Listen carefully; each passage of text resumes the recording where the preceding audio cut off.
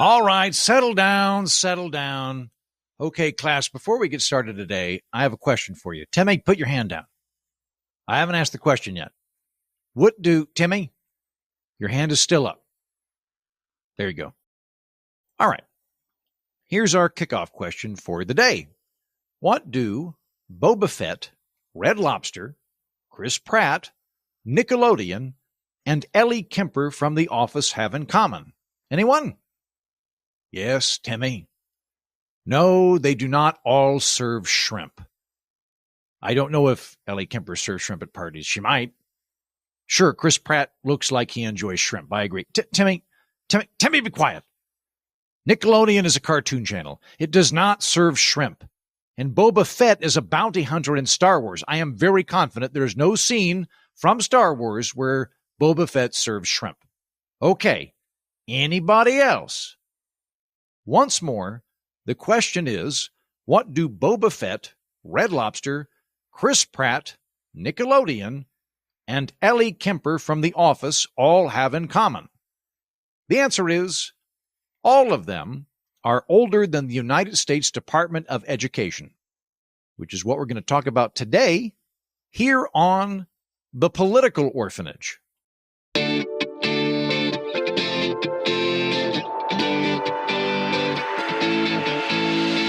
Hello and welcome to The Political Orphanage, a home for inquisitive minds, deep thinkers, and a first-rate vocational school which teaches welding, HVAC repair, and how to spay and neuter animals. I'm Andrew Heaton, headmaster and head spay and neuter teacher of The Political Orphanage. And today we're going to talk about the Federal Department of Education, which is one of several things President Donald Trump and Shadow President Elon Musk are threatening to abolish or defund or put a furry in charge of, and therefore one of the many, many things people are freaking out about. By the end of today's program, you will have a better understanding of what the Department of Education does and what exactly would happen if we abolished it. Whether you think that's a good idea or a bad idea, I believe you will be less scared of the prospects by the end of today's program. People freaking out about potentially scrapping the Department of Education basically fall into two big categories, at least in my life when I encounter these conversations. The first is a mindset, which goes something like this. We assign the level of government to an issue based on how important that issue is. If it's of minor importance, we let localities handle it. If it's pretty important, we allow the states to handle it, but for anything that's truly important, we put the federal government in charge of it. Within that mental framework, abolishing the Department of Education is akin to saying, our country has decided that education just isn't very important. It's not a mechanical or policy objection, it's a values objection. I deeply care about education, therefore I want it handled at the highest possible echelon. Scrapping the Department of Education means that we as a people are backsliding into barbarism. We're saying education isn't important, but it is important. If you find yourself falling into this mindset, I would like to assure you that is not what myself or really anybody I know thinks. In fact, I can say with great certainty exactly zero politically active parents think my child's education is a low priority. So let me offer a different mindset. Instead of thinking federal issues are important and local issues are not, a more productive approach is what level of government is most effective at handling a particular issue. We're not thinking in terms of hierarchy of value, we're thinking in terms of efficacy. For example, the police. There is no federal Department of Police. There's no Secretary of Cops. The majority of policing in our country is handled at the city or county level, the local level, and that's a good thing. While there are a lot of things I would change about the criminal justice system, for the most part, policing seems to work better when law enforcement is on the ground and responsive to local communities. The nature of crime and issues in suburban Glebe County, Texas might be different than that encountered in rural Volva, New Hampshire, or Cleavage, Pennsylvania. And so it's better to have the policing localized and closer to the community than getting one-size-fits-all prerogatives from a hypothetical secretary of cops who I assume under this current administration would literally be Sylvester Stallone if such a thing existed. Now, conversely, the EPA makes sense to me. Pollution does not neatly stop at the border of states. Pollution is rudely indifferent to political boundaries. One of the things I've never liked about it, it's rude about political boundaries. So it makes sense to handle a lot of environmental and pollution issues at the federal level, not because it's important, but because it's a problem which necessitates greater scope than individual states. And there's stuff I would prune back about the EPA. I have thoughts on NEPA. I'm in favor of NEPA reform. But the basic concept of negative externalities that extend across state lines need to be handled federally makes intuitive sense to me. Now, you might say, I agree with you, Heaton. We should match an issue to the level of government which best suits it, and I think education should be handled at the federal level, and I do think Sylvester Stallone would make an excellent Secretary of Cops. Okay, let's put a pin in that for a moment. We're going to get to that, but that's a bit more philosophical about the nature of state versus federal government, and I'd like to tackle the nuts and bolts of the Department of Education first. So the other big concern I hear about abolishing the Department of Education goes something like this. Oh my God, these morons want to get rid of education. The implication being, if we don't have a federal Department of Education, we wouldn't have education. So a couple of things on that point. The Department of Education goes all the way back to 1980. Jordan Peele is older than the Department of Education. Ryan Reynolds is older than the Department of Education. The film Alien, starring Sigourney Weaver, is older than the Department of Education, as is Sigourney Weaver, who could very well be the Undersecretary of Cops. Clearly, the United States had education prior to the year 1980 when the Department of Education began operations. And it's worth pointing out here, and in fact, this might be the most important element of this entire episode, the Department of Education, whether you like it and want to fund it more, or you think we can get rid of it, the Department of Education doesn't actually handle education at all, like at all. Education in the United States is not run by the Department of Education. It's administered by states, school districts, and increasingly, from what I can tell, YouTube videos and TikTok stuff involving cats and twerking. The Department of Education doesn't determine curriculum. It doesn't hire teachers or monitor the quality of heroin in public schools. Outside of some minimal grants, it doesn't pay teacher salaries either. The GI Bill is handled by the Department of Veteran Affairs. The Head Start program is administered by Health and Human Services. The Department of Education doesn't even handle the National School Lunch Program. That's the Department of Agriculture.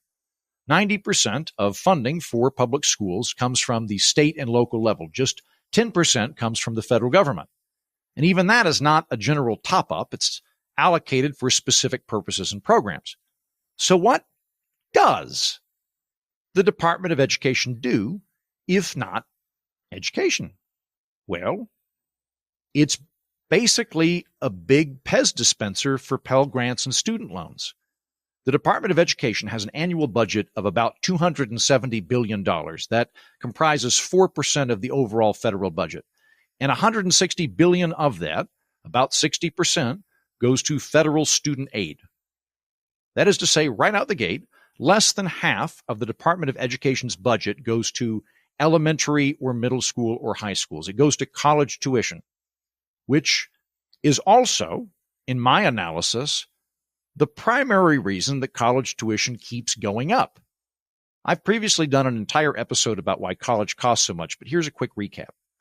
Greedy corporations aren't the culprit for rising tuition because there are private colleges, and I think there's some problems with the predatory ones, but mostly we're talking about public colleges and private nonprofit universities, religious schools, Ivy League schools, things like that, nonprofits. And most student loans are handled by the federal government. The majority of student loans are federal. They're not private companies being greedy. There's not really a way to make corporate greed explain rising tuition costs. That just isn't a metric you can directly get to. Now, state legislatures did cut funding to colleges during the Great Recession, but that was temporary and several years ago. And yes, there are more students now than there were 20 or 50 years ago, and states have not increased their budgets sufficient to cover that increase. The per student funding has gone down because we have much, much more students. But even then, that gap still doesn't go far enough to explain why tuition costs have risen. It doesn't cover the spread. Here's what's happening. Picture an auction for 10 cars. There are 20 people at the auction, and all 20 of them want to buy a car. But again, there are only 10 cars. At the end of the auction, the 10 people with the highest bids will purchase those cars, and the 10 people with the lowest bids won't get a car at all. So, the federal government says, "That's horrible. It's a travesty that these 10 deserving people cannot afford to purchase a car. That's why we are going to give everyone a $1,000 automobile coupon. The federal government will give you $1,000 you can put towards purchasing a car at the next auction." Great. At the next auction, there are still just 10 cars and 20 people again, except this time, all 20 people have an extra $1,000 they can put towards their bid. So what's going to happen? Timmy? No, Timmy, they're not going to buy shrimp. Were you? All right, listen, here's what's going to happen. The cost of cars is going to go up. In that scenario, people are going to use that new car coupon in their bid. But because they only have 10 cars, still only 10 people will get one. If there's the same amount of cars, the supply, and the same amount of people who want cars, the demand, but we inject capital into the equation, that results in inflation. That's why you hear the phrase, inflation is too many dollars chasing too few goods. If supply is constrained and you inject more money into a system, it just increases the bid. That is to say, the cost. In the case of higher education, universities compete with each other to get that student loan money. They make bids for student loan money by building new gyms, cafeterias, study abroad programs, rope climbing courses, and administrators for any conceivable issue, often inconceivable issues. Then, to fund their academic arms race, they increase tuition, which prompts Congress via the U.S. Department of Education to offer even more money in student loans and Pell Grants to cover that increase, which colleges then try to capture by making new buildings, programs, administrators, and so forth. Higher education stuck in an inflationary feedback loop, and the Department of Education is actively exacerbating that. Now, if I were put in charge of my own state's university system, I would switch over to an income sharing agreement model. Works like this. You matriculate at Ohio State University of New York. Go Seahawks! Upon graduation, we've got an ISA here. Upon graduation, you give some small amount, maybe 3% of every paycheck you earn, to your college for 10 years. If you can't get a job after college, you don't have a paycheck, then you don't pay the university. Unlike with student loans, where you owe the money even if you're unemployed. If you get stuck in a low-wage job, with an ISA, you're just paying 3% of that low-wage salary, as opposed to student loans, where you owe the same money regardless of how much money you make. And at the end of the 10 years, you're done. That's it. Whether or not you paid 3% of a lucrative career or 3% as a much less financially successful tour guide and then comedian and then Hill staffer and then TV writer and finally a semi-successful podcaster, you're finished when the length of the ISA is up. Unlike with a student loan where you've got to pay that debt forever until you pay them off. And you can't discharge it through bankruptcy, and also it gains interest. Income sharing agreements strike me as vastly superior to our current arrangement in pretty much every capacity. Now, they would, if we adopted them wholesale, I do think that they would alter the nature of universities because they would probably compel colleges to only provide classes and majors that they thought students would wind up making enough money to justify the course load. Universities would probably cap the amount of students in inter-dolphin race war studies if they know you couldn't actually use the diploma from that to get a good job. And in my mind, that's a plus. I think universities are irresponsibly setting up young people for failure. Come sign up for this major in lunar intergovernmental literature that has no practical use in our modern job market or vocational benefit, and you're going to walk away with $60,000 in debt that you can't discharge and you got to pay off eventually, but we get paid either way. So if that sounds fun to you, just take it. Great. That is morally abhorrent to do to an 18-year-old who's been told you got to go to college, and that's the ticket to a middle-class life. If you put ISAs in effect, universities would cap the amount of majors that they know are vocationally questionable, and they would increase seats for ones which are apt to get a good career in.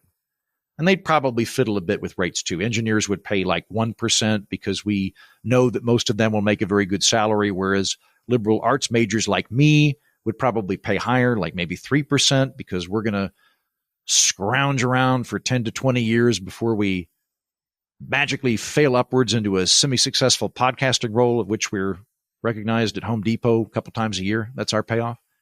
Anyway, the main criticism I get when I float this idea goes like this. The main criticism I get for ISAs, which I think are way better, way better than student loans, is this.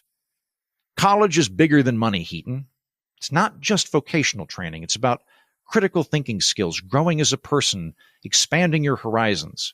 You're focusing on the money, on the economics, but it's bigger than that. There are cultural and spiritual benefits to a college degree that don't directly translate to dollars and cents, but they nonetheless enrich society.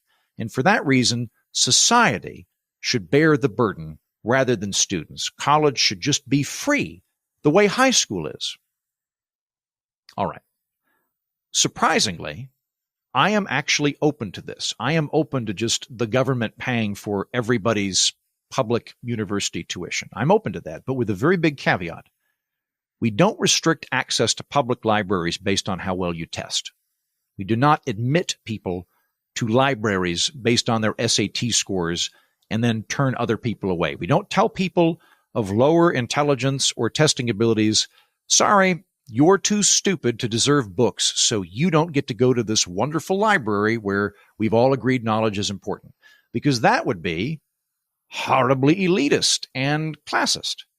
So, if you really mean all the lofty language about the non-material benefits of college, you really believe higher education is important for everyone, and it's not about the money, it's about enriching and in expanding the individual and making the overall tapestry of society better, then I think you should also find it immoral to have an admissions process in the same way that you wouldn't have that for a library. That would be elitist and classist. So if we start treating colleges like libraries, first come, first served basis, no more degrees, because it's not a positional good, the degrees, not a signaling mechanism for the job market. It's more than that. It's valuable because of the knowledge.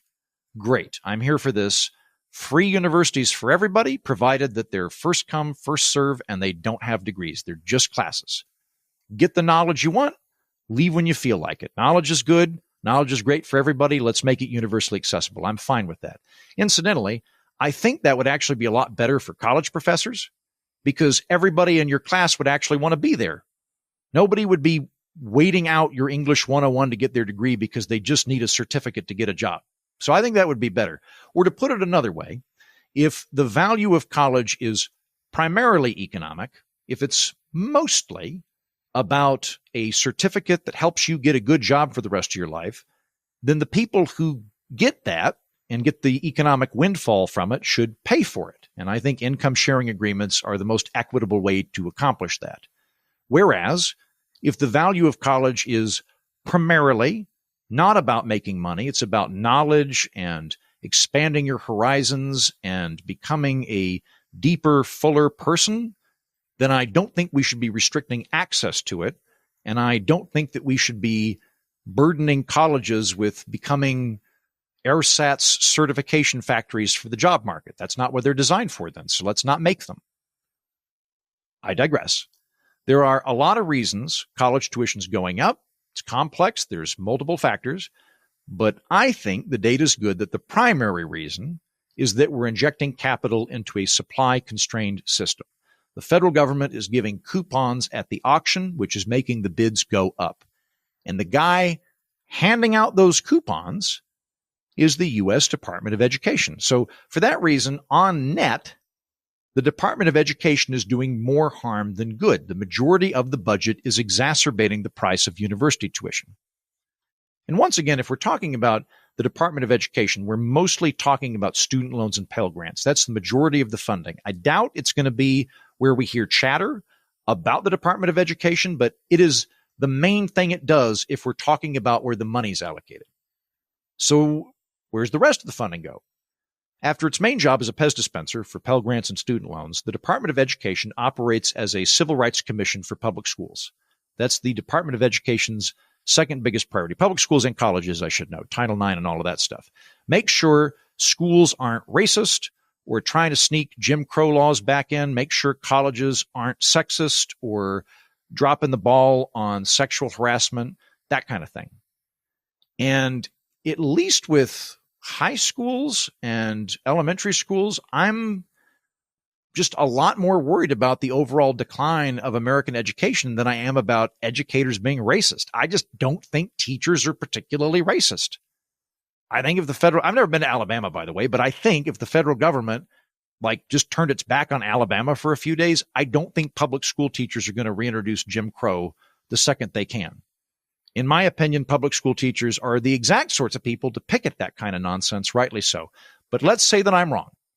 No doubt there are some racists out there somewhere. And maybe Alabama won't bring back racial segregation, but the Alabama state legislature might do something else that would trample civil rights. Maybe they would exclude or denigrate Muslims on religious grounds. I could see something like that happening. I think that is a possibility. There's possibilities for infractions against civil rights. If and when that happens, the Department of Education can't do very much. If it identifies a civil rights abuse, it can withhold federal funding to schools. But again, that's only 10% of school budgets. School budgets are mostly funded by state and localities. All the Department of Education can do is identify the problem and then report it to the Justice Department, or refuse to dole out the various federal grants handled by the Department of Education. They don't have a stick, and the carrot's pretty small. So if the DOE goes away and the carrot and stick packages disappear, please know, I'm saying this not to argue with you, but because I don't want you to freak out. I don't want you to be scared. I don't want the country gripped by fear. I want you to know, if the Department of Education goes away and you were worried about civil rights violations, you should know laws are still on the books. Those don't go away. Segregation is still illegal. You're not allowed to discriminate along racial or sexual lines. The Civil Rights Act remains the law of the land. If Alabama really does try to bring back segregation, students, teachers, and advocacy groups can absolutely sue that school district in court and compel them to comply with the law. And the Justice Department has its own civil rights division. That still exists. We can alert them. Now, for the record, I am worried about the erosion of church and state in schools. I think that is happening right now in my home state of Oklahoma, even though the Department of Education currently exists, because it can't stop Oklahoma from doing that. The courts can. The courts could come in and say this is violating the Constitution. I don't think they will, due to some ill-advised Supreme Court decisions over the last few years we've previously covered. Congress or state legislatures can. But the Department of Education is not some bulwark that can overrule local school districts or state legislatures if they step out of line. It can pretty much just withhold a small chunk of funding, which is allocated for very specific federal purposes, or refer civil rights violations to the Justice Department, which, along with courts and statutory law, still exists with or without the Department of Education. Now, to be fair, when we hear civil rights and education, we're likely going to think about segregation and racism for very good reason for the history of our country. But civil rights in an educational context is more than that, of which disabilities factor prominently. Civil rights means, among other things, that all children have equal access to school resources regardless of disabilities. So the Department of Education might identify a school that doesn't have an adequate wheelchair ramp and allocate funding for that.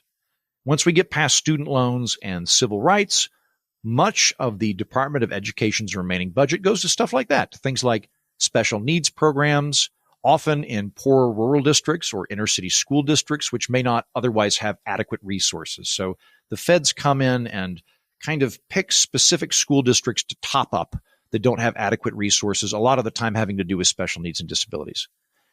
With a lot of these well-intentioned programs, I don't see a particular need that they ought to be handled federally rather at the state level. I don't see a functional reason the states couldn't do that, although there is an argument to be made that poorer states would do it less or would have less ability, so the federal government would do well to come in practically in terms of funding. So let's ignore the states' rights element for a second. Let's just agree that special need grants from the Department of Education are impactful for the kids that need them, and if we abolish the Department of Education, a lot of those kids would be left behind, and that's not good. Two funding streams that I identify in the Department of Education to this end are Title I of the ESEA, which provides grants to local school districts with high numbers of educationally disadvantaged students, largely calculated by the number of kids living in poverty. That's about $18 billion handed out by the Department of Education per year. The other big grant is IDEA, IDEA, which supports students with disabilities to the tune of $16 billion in annual grant money. Now, keep in mind, I'm a graduate of American public schools, so my math might be off, but by my count, that's a combined $34 billion out of the Department of Education's $270 billion budget. And I suspect you can administer those two grant mechanisms without an entire federal cabinet-level department. And I should also point out that stuff like that did exist prior to the Department of Education. It's not that the federal government wasn't involved in education at all. It's that it had 2 or 3 programs that were run through other agencies like Health and Human Services. Something to keep in mind when we're thinking about cutting government waste is the following. Most government programs do some good, but doing some good is not sufficient to inoculate a program to cuts. Let's say we're looking at some big federal agency, the Department of the Ulterior, which has a $1 billion budget, and we identify $10 million of the Department of Ulterior's budget, which are really well spent. They address a solid public ulterior need, and they are administered competently and to great impact by Sylvester Stallone.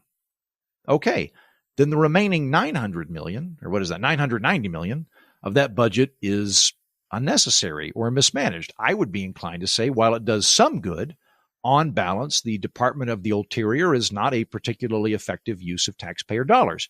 And given that we have a limited amount of money, those resources would be better spent on other federal programs, or paying down the debt, or just returning them to taxpayers, which would in turn grow the economy. When I look at the Department of Education, here's the very rough, loose rubric I come up with to judge efficacy. The DOE has a budget of $270 billion, give or take. There are 50 million students enrolled in U.S. K-12 primary schools. So which of the following would be a better use of that money? Maintain the Department of Education as is, or just divide up the whole thing and send it to every school district according to headcount? My back-of-the-envelope math says if we did the latter, every public school in America would get an additional $5,000 per pupil. So would education be better served with the Department of Education status quo as it is now, or just give every school district in America an extra $5,000 per student?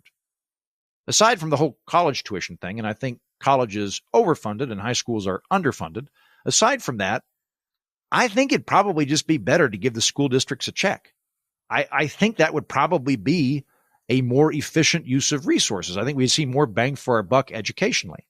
Now, granted, this is a very rough rubric. There's all sorts of complications to doing that. There's reasons that headcounts may not be the best criteria to use. And I should hasten to add, no one is actually proposing what I just suggested. I'm only giving a thought experiment. I don't think anybody has a bill floating around to that effect. But if you agree with me that American education would probably be better served overall if we just funded school districts better instead of shoving money into college loans and Department of Education programs, that's an indictment as to the efficacy of that federal department. Now, again, to be fair, most of what the Department of Education does is administer things which Congress has enacted. They're just doing their jobs as outlined and funded by Congress. And if Congress wants to fund a particular program, somebody's got to administer it, and it's going to be the Department of Education. My thinking is this. Most of the panic that I see about the Department of Education is either offense that we would not view education as important enough to be handled federally, which is fallacious, or a profound misunderstanding of what the Department of Education does, which is not actually education. I would go through the Department of Education's budget and figure out which of these programs are really necessary and effective. Let's keep those, and let's get rid of the rest. If I were in charge, say 4 years from now, President Stallone appoints me to some weird musical theater version of Doge, I don't know that I would actually fully abolish the Department of Education. I don't think I would. I'm not that combative, and I know a lot of people would freak out for all the aforementioned reasons. So what I would probably do is keep it in name, but significantly defund the agency. Maintain the programs that I thought were good, gut the rest. But I would maintain it in part as an informational resource, collecting data on which schools are doing well, stats on education, test scores, demographics, all available to local school districts for data that could be useful for what does or doesn't work in education. Part of the original idea behind the Department of Education was to have a national yardstick we could compare the progress of various school districts to.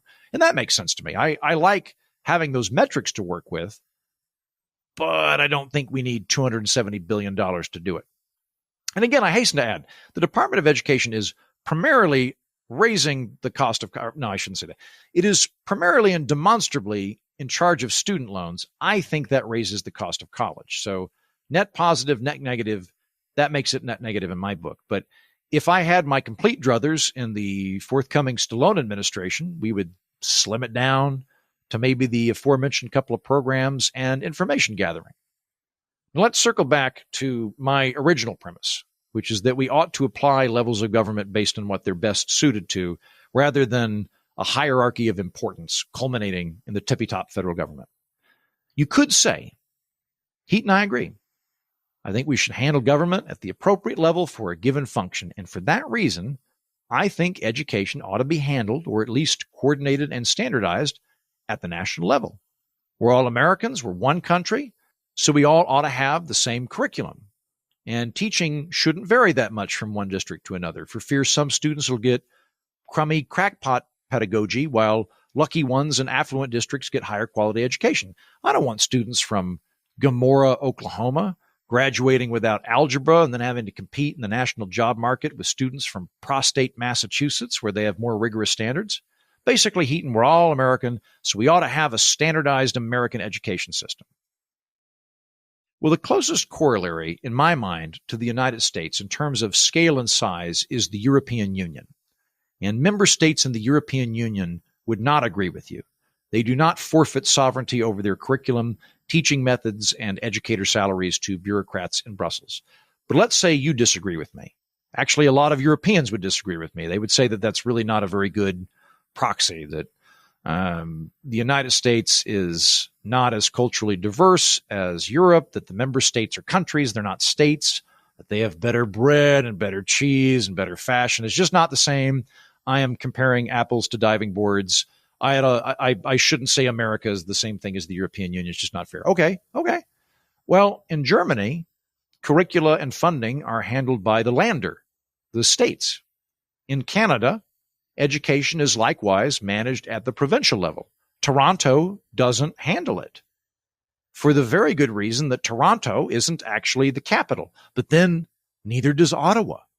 Ottawa handles stuff with First Nations when it comes to education, but for the most part, education is localized at the provincial level. Even in Great Britain, an entire island teeming with people who stand in line for fun and have committees for fun with a 1,000-year tradition of deferring to their betters, even there, education is a devolved issue.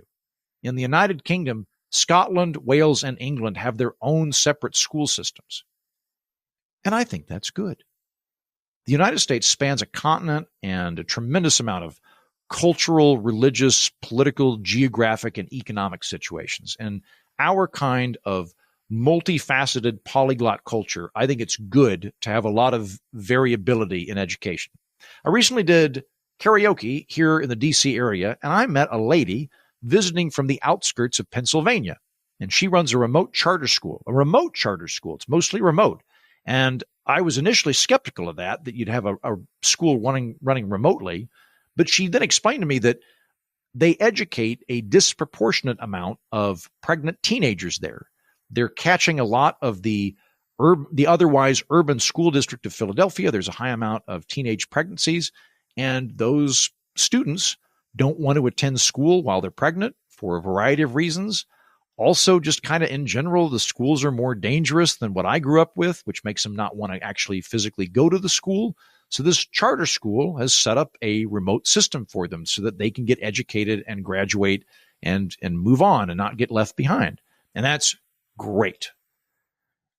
Probably in a big country like ours, there are very different sets of circumstances for those folks in the outskirts of Philadelphia than what educators are dealing with in Seepage, Nevada, or Polyps County, Minnesota, or Orifice, Arkansas, or Cialis, California. One of the good things about a highly varied, localized system is that there's more room for experimentation and innovation. School districts which do well can be emulated by other underperforming school districts like Placenta, Texas, or Cousin Diddle, Wyoming.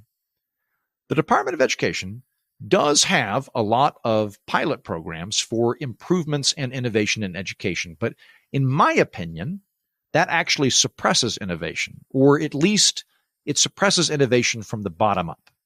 Here's how most federal grants work. We in the Department of Education or the Department of Transportation or the Department of the Interior, we've figured out that we want states to quit doing the old stupid thing. We want them to adopt our SMART program that a bunch of experts came up with in Washington. So we're going to set several $1 million aside in grants that we're going to pass out to competing school districts. If you want to apply for that grant, your school district has to meet the criteria we've stipulated. Then you'll be eligible, and maybe you'll get the grant. So we'll pass out a grant to maybe 7 school districts, but 80 schools will all cohere to our standards in order to be potentially eligible. It's sort of a prize system that incentivizes far more localities than winners to do whatever we've come up with. It's a way of kind of herding everybody the same direction with a carrot. And maybe the feds in Washington do have a really good idea, but it is a system contravened to a bottom-up process. It is contravened to the laboratory of democracy approach. I prefer the bottom-up laboratory of democracy approach rather than the federal government using a carrot to herd counties in the right direction, kind of a soft nudge. But there's a bigger concern in my mind. If you're of the opinion that America is one country and so we ought to have one standardized education system, which I hasten to add is not what we currently have anyway. That's not how the Department of Education works. But say you wanted to move even further that direction, you're also saying that every 4 years, you want half the people in the country to have their children educated by a person they explicitly voted against. Now, personally, I would much rather that Texas and California get to do their own thing than every 4 years Secretary of Education Hulk Hogan gets put in charge of curriculum for the whole country, or alternately Lena Dunham does. That to me is not a win. I don't want to make education for the whole country a big one-size-fits-all football that goes back and forth, and we just all have to abide it. I think it's better if parents in Florida and Texas and states I've never even heard of should be allowed to pursue different educational priorities and systems. Me, I'm a big fan of charter schools. When Sylvester Stallone makes me Secretary of Education and scissor kicks, I would use my position to promote charter schools. But if folks in Michigan think charter schools are a bad idea, they think they're a release valve for the children of affluent parents, and if you have too many charter schools, that they're going to deprive public schools of resources and it'll sink the whole thing. And the only way to fix education is to make sure that everybody participates in the same system. That's how we'll all get motivated to fix it. That's not what I would do. It's not what I would advise, but I'm okay with Michigan doing its own thing. Good luck. And it turns out if I'm wrong, I'll drop the charter school thing and I'll adopt the Michigan model. All right, we're going to finish up here in a moment. Here's a recap of today's episode. The Federal Department of Education doesn't handle education. It is not in charge of curriculum or teacher salaries or pensions or Hulk Hogan. It is mostly in charge of administering student loans. And after that, it's a civil rights monitor and administers grants for special needs and disabilities. Theoretically, if the Department of Education gets abolished, education does not cease to exist. Maybe education would suffer, maybe it would be better, but it wouldn't go away. I think the main real argument in favor of the Department of Education is that if we abolished it, we would just have to end up doing all of this stuff anyway, but it would be scattered across other federal departments, and it would just be done in a less direct, more clumsy, less effective manner. That's really the argument, is that it's better to have it centralized in one department than have it scattered across other departments. I think that's the best counter argument.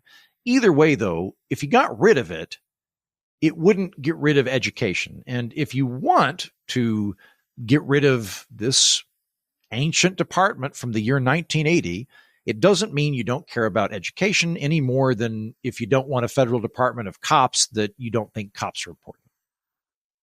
Now, if you'll excuse me, I'm going to go find Sylvester Stallone and fight him. Hey, quick announcement. Due to a joke I made publicly on another podcast, I have somehow committed myself to buying 20 omatones, which are weird Japanese novelty music instruments, for the band at Western Boone Junior and Senior High School in Thornton, Indiana. Then, after I committed to that, I convinced my good friend Justin Robert Young to also buy 20 omatones. So between the two of us, me and Justin, we have purchased 40 ridiculous musical instruments for these poor students that are going to be forced to learn them. Picture, if you're not familiar with omatones, I want you to picture like an electric kazoo that looks like an anthropomorphic music note, something like that. You're hearing omatones right now. Anyway, me and Justin, we've endowed their entire band with omatones, and they are going to incorporate them into the Boone Spring Concert on May 1st. So I will be driving out to Thornton, Indiana, to attend the May 1st Spring Concert at Western Boone Junior Senior High School. If you live out there, if you're part of our large Thornton, Indiana political orphanage clique, might as well come out to this concert and experience this weird act of philanthropy with me and support the students. Give them some applause. On that note, you're welcome to disagree with me on today's episode, but unless you have purchased 20 omatones and given them to strangers in a public school district in a state you just found out about, nobody send me any hate mail about how I don't like educators or students or any nonsense like that, because there's a whole orchestra of bizarre-looking Japanese note monsters who would disagree. That's the show. Thanks for listening. Shout out to Deer Creek Public Schools for providing me the research skills and analytical abilities necessary to execute today's episode. My victories are your victories, Deer Creek, and my failures are your shame. Until next time, I've been Andrew Heaton, and so have you.